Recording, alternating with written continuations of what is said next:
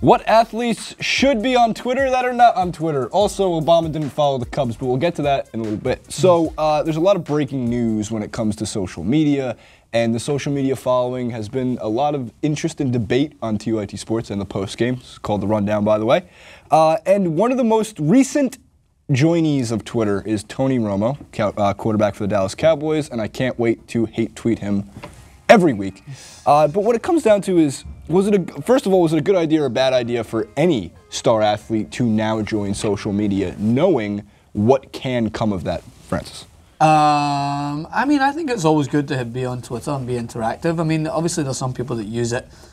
They don't know how to use it, basically. And these are the people that we assume are in control of their own Twitter, like fully, because we talked about it before. Some people have people that are in charge of their Twitter and they share their thoughts, which is kind of smart when you've got millions of followers, because you need to be sure not to offend anyone, and it can only come into sight that when you see those people that are arguing back and forth with people on Twitter, right, they're in full control of their own, and they're just like, I hate this guy, I'm going to respond, and before you know it circulates. But I think it's always good. I always promote that you should interact with your fans. It's still surprising to me that you said Tom Brady's only on Facebook and Instagram, but not on Twitter. Not on Twitter. But Twitter is like, for me, is one of the most interactive. You just talk back and forth on Facebook. You share a status, and it goes all the way down. It's the quickest 140 characters to get yourself fired in a split second. Absolutely. David, what's your thoughts on this? You know, we were at the post game the earliest to go into this Twitter sports space. We started buying up all the URLs when Twitter had 250,000 unique visitors and no one was paying attention to it. So we owned sportstweets.com and athletetweets.com, and I felt back then that, unlike the official websites for these athletes where they felt prepared by their PR team and never felt authentic, I felt like Twitter was the one thing where you could actually get the real viewpoints of an athlete, because they always have their phone with them, and even an athlete can put together 140 characters semi-coherently. So I felt like this is the right medium for athletes to actually connect with their fans. So when we created athletetweets.com, early days of Twitter, we were going out and trying to find out which were the authentic accounts, because back then it was like the real Shaq because someone else had Shaquille O'Neal, right, and you had to go figure it out. And we would call teams, we would call players, and the teams and the agents didn't know whether these were the official accounts of these players. So we curated the first 50 athletes that were on Twitter. It was the Lance Armstrong, Shaquille O'Neal days back in the day. And back then we used to say that Twitter's a loaded weapon. It's like carrying a loaded gun in your pocket. You have to be very careful with it at all times. Today, I think social norms are such that people are expecting it. Fans are expecting it. This is the way you have to connect with your fan base. And I think for the top upper echelon athletes, they may feel like they're above it, or if they're doing it, candidly, they probably have a social media team doing it and it's not them. Right. That's why the more interesting conversation occurs with the athletes that are 1 or 2 tiers down, where it's them managing their real personalities on Twitter, and you as a fan get to see who they really are as people. Yeah. I agree. I mean, so when it comes down to, first of all, you didn't buy francismaxwell.com. I know, I wish you did. And you really upset me. I should have. And buy me some early days. And new followers, and too. buy me some more followers. We wanted Jason Rubin. We were going at Captain Rubin. Right. Yes. But he's taking... Also, by the way, how is Lance Armstrong's Twitter handle not @OneNut? Because that would just be so much better than @real Lance Armstrong. So he went for it. Yeah, but I mean, when it comes to Lance Armstrong, any jokes kind of go now after what he did. You're just like... He did juice. Yeah, that's what I'm saying. He had a competitive advantage. But so other big news in Twitter this week, President Obama got his own Twitter @POTUS. Not bad. President of the United States, which we just talked before the show, was probably just commandeered from Twitter, because I'm sure there was @POTUS, @real POTUS, @fake POTUS, @tweets from POTUS. I'm sure they bought all of them, because I'm not sure if anybody remembers when there was the whitehouse.gov or whitehouse.org. It was a pornographic website that the White House had to go and buy the domain name back from because too many kids were like... That explains our budget deficit. Right. Do you think Sarah Palin had to do that as well when you had that monster that was called Nail and Palin? Right.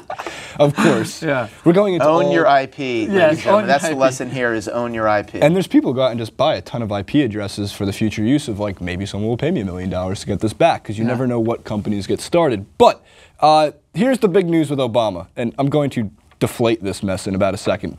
He followed the Blackhawks, the Bears, the White Sox, and the Bulls, but he did not follow the Cubs. Because he's not a Cubs fan. Therefore, he doesn't have to follow the Cubs.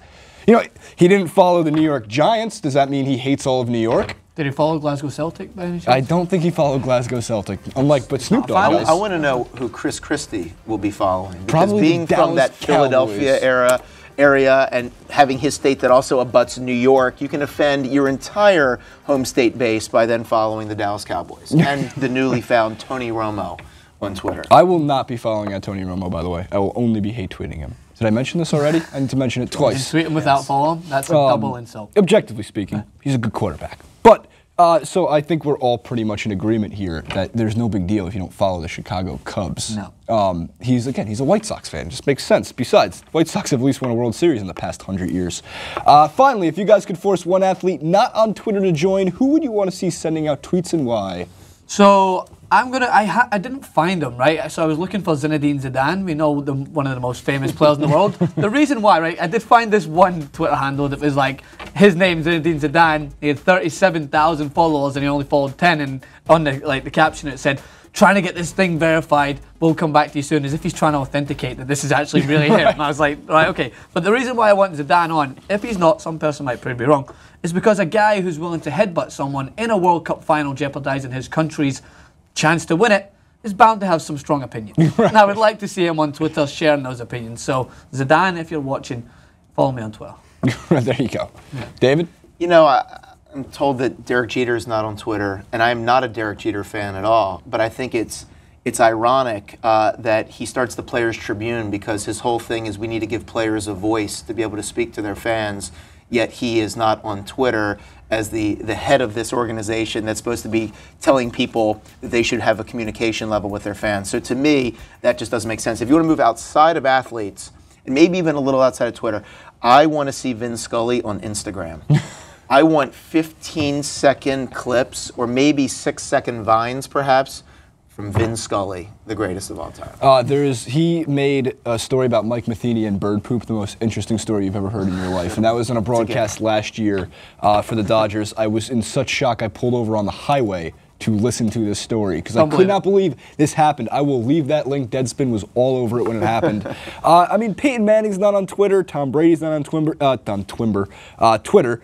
MJ's not on Twitter. I would love to see Michael Jordan on Twitter for the reason that when you are the GOAT and you are the greatest of all time, you really can just smack talk any single NBA player because you've done what they haven't. Even Magic Johnson, who doesn't shut up on Twitter. Magic, who trolled the Clippers this week, which I thought was a little out of character, but awesome. Yes, I agree. I mean, MJ, he would troll everyone. Everybody. It would be amazing. It'd be his Hall of Fame speech times 1,000. I'm all for it. Leave who you think should be on Twitter that is not, and let us know if you actually care if Obama doesn't follow the Cubs.